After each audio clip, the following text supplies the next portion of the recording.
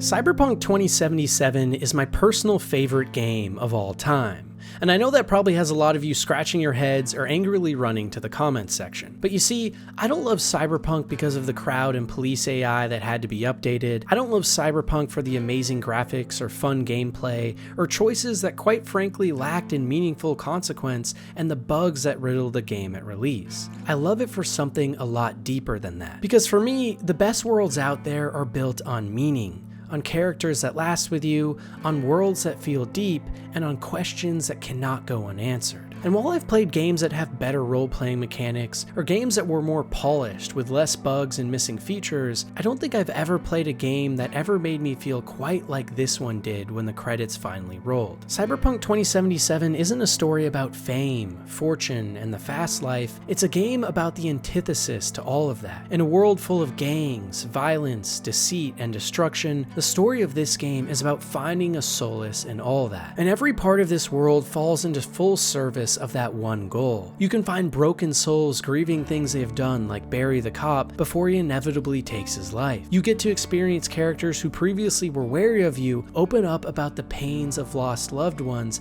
and the dreams that have passed them by. The reason Cyberpunk is such an amazing world is because more than any game out there, it really is a reflection of our very own. Oftentimes, we strive for things in our real lives that don't actually matter, about hitting those goals like becoming the best in all of Night City, only to later in life realize that it was those that we held close around us that mattered most. Something each and every ending to Cyberpunk teaches you in harrowing ways of its own, either with a beautiful send-off holding the one you love venturing into your doom, or clawing away at your own mind in a pit of despair after leaving everyone else behind. When you drive around the world in Cyberpunk, most of what you see is sad and dejected people, tall and imposing buildings, and gangs and all-out warfare. But as you dig deeper into this setting, into this world, as you travel between each and every little back alley, shop, and open market, you start to discover what really makes it so great. The people, the story, the characters, and the meaning behind it all. The AI in the game isn't as good as Red Dead Redemption. The police chases aren't as fun as Grand Theft Auto, and the choice and consequence during quests doesn't even hold a candle to something like Baldur's Gate or The Witcher. But nonetheless, the world of Cyberpunk has something special about how it makes you feel. Sometimes I would just stop my car on the side of the road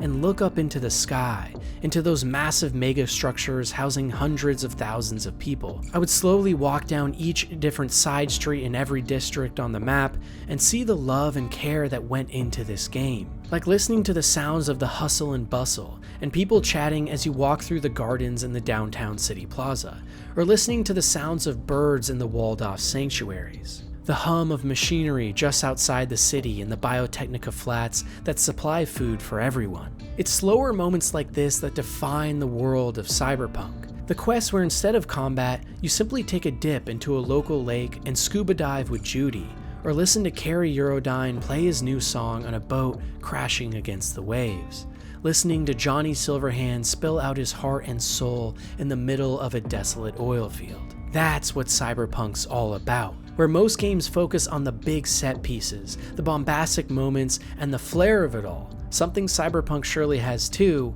What the real core of this game are those moments where it all just melts away. And that's why Cyberpunk relates so much to our own world too. You don't remember a trip because of the beach or the beautiful view, you remember it because of how it made you feel. The people you were with at the time, and the moments you shared with them and yourself that left a mark on the man or woman you've become. The world of Cyberpunk 2077 is a world that captures these moments, the moments that actually matter, and the ones that last with us for a lifetime. The questions that stick in our heads, characters that forge themselves into our hearts, and a journey that stamps itself onto our souls. Most games with amazing worlds leave their effect on me because they give me a sense of wonder and awe, dreams of a universe that doesn't exist, but one that I can get lost in. But in Cyberpunk's case, it gave me a world to get lost within myself. So while this game might not be the type of world for everyone, or even the type of game for a lot of people, there truly is a deeper beauty beneath it all